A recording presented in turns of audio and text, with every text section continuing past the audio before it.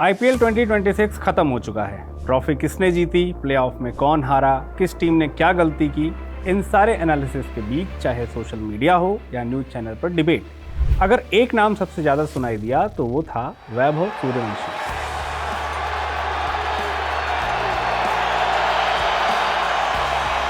एक साल पहले तक क्रिकेट फैंस का एक बड़ा हिस्सा इस नाम से फैमिलियर भी नहीं था, लेकिन आज कंडीशन ये है कि क्रिकेट की दुनिया में जहां भी बातचीत हो रही है वहां वैभव का जिक्र जरूर हो रहा है। कमेंटेटर्स उनके शॉट्स की तारीफ कर रहे हैं, एक्स प्लेयर्स इस एज में उनका परफॉर्मेंस देखकर सरप्राइज्ड हैं एंड सोशल मीडिया पर उनकी बैटिंग के क्लिप्स करोड़ों बार देखे जा चुके हैं। हर कोई बस यही कह रहा है कि हमें शायद क्रिकेट में नेक्स्ट बिग थिंग मिल गई है। लेकिन वैभव का ये ग्लोबल सेंसेशन बनने तक की जर्नी कोई रातों रात हुआ मिरेकल नहीं है। इस तूफान की शुरुआत बहुत पहले ही हो चुकी थी।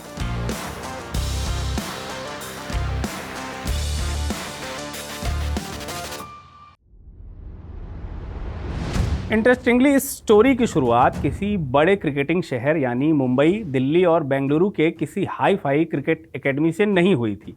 ये कहानी शुरू होती है बिहार के समस्तीपुर जिले के ताजपुर से। यहीं पर 27 मार्च 2011 को वैभव सूर्यवंशी का जन्म हुआ। जिस एज में बच्चे ठीक से बोलना और चलना सीखते हैं, उसी 4 साल की एज में वैभव के हाथ में बैट आ गया था। वैभव के पिता संजीव सूर्यवंशी को जल्दी ही रियलाइज हो गया था कि बेटे का क्रिकेट के टुवर्ड्स अट्रैक्शन केवल सरफेस लेवल वाला नहीं है। उन्होंने घर के पास ही वैभव के प्रैक्टिस की प्रिपरेशन की, कोचिंग में एनरोलमेंट करवाया और बेटे के क्रिकेट सपने को अपना गोल बना लिया। स्लोली एंड ग्रेजुअली वैभव का गेम इम्प्रूव होता गया एंड अपने गेम और टाइमिंग की वजह से वो जल्द ही सेलेक्टर्स की नज़र में आने लगे। फैमिली का सेक्रीफाइस और अपनी मेहनत से जनवरी 2024 में जब वैभव ने बिहार के लिए रणजी ट्रॉफी में डेब्यू किया, तब उनकी एज सिर्फ 12 साल और 284 दिन थी। लेकिन ये तो लिटरली बस शुरुआत थी। उसी साल वैभव ने इंडिया की अंडर 19 टीम में जगह बनाई और फिर आया वो मोमेंट जिसकी वजह से मिला प्रॉपर रिकॉग्निशन। ऑस्ट्रेलिया की अंडर 19 टीम के अगेंस्ट खेलते हुए वैभव ने सिर्फ 58 बॉल्स में सेंचुरी बना दी। ये इंडिया के अंडर 19 क्रिकेट हिस्ट्री की फास्टेस्ट सेंचुरी थी। सडनली सारे क्रिकेट वेबसाइट्स, स्पोर्ट्स चैनल और सोशल मीडिया एक ही क्वेश्चन कर रहे थे, आखिर ये लड़का है कौन। इसके बाद तो चाहे अंडर 19 एशिया कप हो या कोई दूसरे टूर्नामेंट, वैभव ने कॉन्स्टेंटली रन बनाए, बट मेजर ट्विस्ट आना अभी बचा था। 2025 के आईपीएल मेगा ऑक्शन में राजस्थान रॉयल्स ने वैभव को 1.10 करोड़ में खरीद कर सबको शॉक कर दिया। लेकिन जब वो मैदान पर उतरे तो Vaibhav created history. He was the youngest to play in IPL, एक ऐसा टूर्नामेंट जिसमें बड़े से बड़ा प्लेयर भी प्रेशर फील करता है। वहाँ वैभव ने सिर्फ 35 बॉल्स में सेंचुरी बना दी। विद दैट वो आईपीएल में सेंचुरी बनाने वाले यंगेस्ट प्लेयर भी बने। लेकिन रिकॉर्ड्स का सिलसिला यहीं नहीं रुका। 2025 की उस शानदार शुरुआत के बाद जब वैभव आईपीएल के 2026 के सीजन में उतरे तो वो एक पूरी तरह से बदले हुए प्लेयर थे। इस सीजन में वैभव ने एक के बाद एक कई बड़े रिकॉर्ड अपने नाम किए। वो आईपीएल हिस्ट्री में सबसे तेज 1000 रन पूरे करने वाले बैट्समैन बन गए। प्लस एक ही सीजन में सबसे ज़्यादा बाउंड्री लगाने का रिकॉर्ड भी वैभव ने अपने नाम कर लिया। अगर आपको लग रहा है कि रिकॉर्ड्स बस इतने ही हैं तो रुको, ज़रा सब्र करो। क्रिकेट में सिक्सर्स की बात हो और क्रिस गेल की बात ना हो तो ऐसा तो हो ही नहीं सकता। लेकिन वैभव ने एक ही सीजन में सबसे ज़्यादा सिक्सर बनाने का क्रिस गेल का 14 साल पुराना रिकॉर्ड भी तोड़ दिया। He made all these records at the age of just 15। यही वजह है कि पूरे क्रिकेट वर्ल्ड में सिर्फ वैभव का ही नाम चल रहा है। किसी ने वैभव को once in a generation talent कहा तो कुछ ने उनकी बैटिंग को मॉडर्न T20 क्रिकेट की नई डेफिनेशन बताया। यहाँ तक कि IIM इंदौर तो वैभव के ऊपर पूरे केस स्टडी कर रहा है। And this is just the beginning. लेकिन एक छोटे से घर से निकलना, एकदम यंग एज में फर्स्ट क्लास डेब्यू करना और फिर पूरा गेम ही चेंज कर देना, ये सुनकर एक फैमिलियर डेजा वू वाली फीलिंग आ रही है, राइट?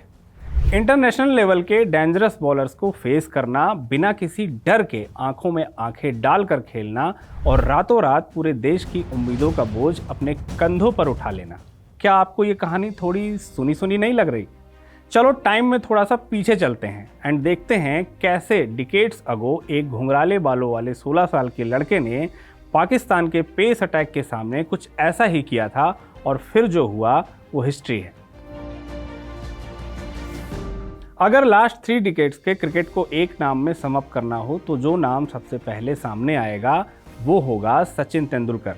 एक टाइम था जब भारत में क्रिकेट और सचिन लगभग एक ही चीज बन गए थे, लेकिन सचिन की कहानी 100 सेंचुरीज, 34,000 रनों या वर्ल्ड कप जीतने से शुरू नहीं होती।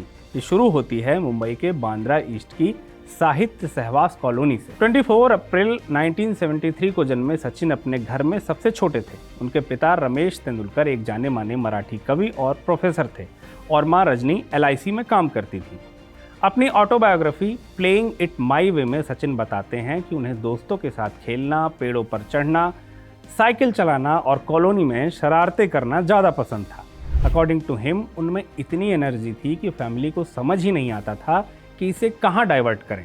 यहीं पर कहानी में एंट्री होती है उनके बड़े भाई अजित तेंदुलकर की। अजित ने सबसे पहले नोटिस किया कि सचिन जब क्रिकेट खेलते हैं तो उनके बल्ले का स्विंग बहुत ही नेचुरल और अलग है। 1984 में अजित 11 साल के सचिन को शिवाजी पार्क ले गए, जहां मुंबई क्रिकेट के famous coach Ramakant Achrekar summer camp में बच्चों को ट्रेनिंग देते थे। पहला ट्रायल अच्छा नहीं गया, सचिन नर्वस हो गए और आचरेकर सर ने कहा कि लड़का अभी छोटा है, इसे बाद में लाना। लेकिन अजित ने उनसे एक और मौका मांगा। दूसरे ट्रायल में कहानी बदल गई। सचिन खुलकर खेले और आचरेकर सर तुरंत समझ गए कि इस लड़के में दम है। इसके बाद सचिन के लिए क्रिकेट सिर्फ एक खेल नहीं रहा, वो रूटीन बन गया। सुबह शिवाजी पार्क में नेट्स, फिर स्कूल, फिर मैच, फिर शाम को दोबारा प्रैक्टिस। आचरेकर सर उन्हें स्कूटर पर बिठाकर मुंबई के अलग अलग ग्राउंड्स में ले जाते ताकि वो ज़्यादा से ज़्यादा मैच खेल सकें। उसी टाइम में 1 रुपए वाले सिक्के की कहानी शुरू हुई। आचरेकर सर स्टंप पर एक कॉइन रख देते थे। अगर सचिन नेट्स में आउट हुए बिना पूरा सेशन निकाल लेते तो सिक्का उनका होता। धीरे धीरे मुंबई क्रिकेट में उनका नाम फैलने लगा। 1988 में हैरिस शील्ड्स टूर्नामेंट में विनोद कांबली के साथ उनकी 664 रन की पार्टनरशिप ने पूरे मुंबई क्रिकेट को हिला दिया था। सडनली हर सेलेक्टर और कोच इस बच्चे का नाम जानने लगा था। फिर 1988 में ही सिर्फ 15 साल की एज में सचिन ने बॉम्बे के लिए अपना रणजी ट्रॉफी डेब्यू किया। गुजरात के अगेंस्ट अपने पहले ही फर्स्ट क्लास मैच में उन्होंने नॉट आउट 100 रन जड़ दिए और डेब्यू पर सेंचुरी बनाने वाले यंगेस्ट इंडियन बन गए। रणजी के बाद सचिन ने दलीप ट्रॉफी और ईरानी ट्रॉफी में भी सेंचुरी बनाई। फिर आया 1989। Indian cricket team Pakistan tour पर जा रही थी। सामने थे इमरान खान, वसीम अकरम और वकार यूनुस, जो उस समय वर्ल्ड का सबसे डेंजरस बॉलिंग लाइनअप था। ऐसे मौके पर 16 साल के सचिन तेंदुलकर को इंडियन टीम में चुन लिया गया। कराची टेस्ट में उनका इंटरनेशनल डेब्यू हुआ, लेकिन उस सीरीज का सबसे यादगार मोमेंट सियालकोट में आया। सीरीज 0-0 से बराबर थी और इंडिया की आधी टीम जल्द ही पवेलियन लौट चुकी थी। 16 साल के सचिन क्रीज पर डटे थे। तभी वकार यूनुस की एक तेज बाउंसर ने अचानक बाउंस लिया और सीधे सचिन की नाक पर जा लगी। नाक से तेजी से खून बहने लगा और उनकी शर्ट खून से सन गई। टीम के डॉक्टर ग्राउंड पर आए, बर्फ लगाई और पूरी दुनिया को लगा कि अब ये बच्चा रिटायर्ड हर्ट होकर बाहर जाएगा।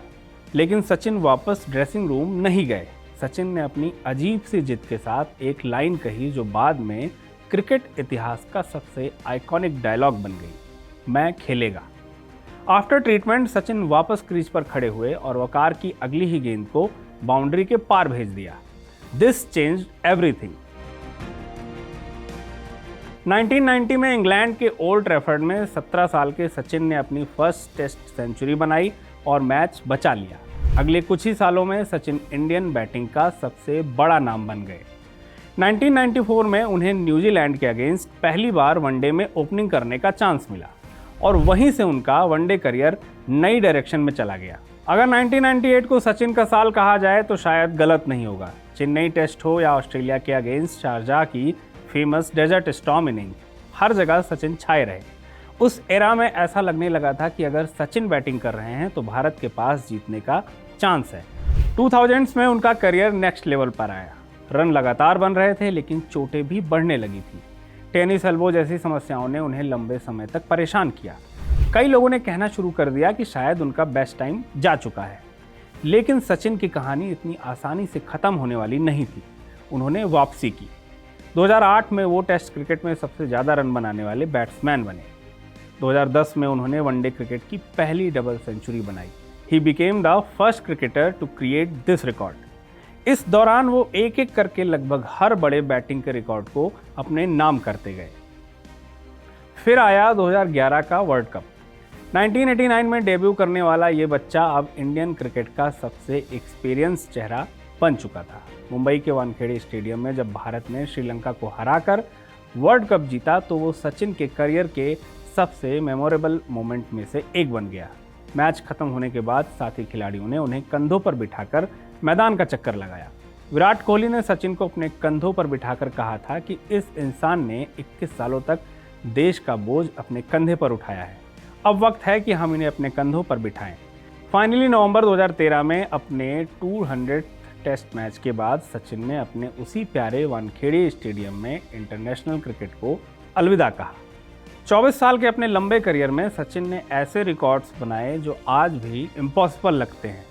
टेस्ट क्रिकेट में सबसे ज़्यादा 15,921 रन, वनडे क्रिकेट में 18,426 रन बनाकर वो दुनिया के सबसे ज़्यादा रन बनाने वाले बैट्समैन बने। 100 international century, 34,357 international runs, 200 test match and what not.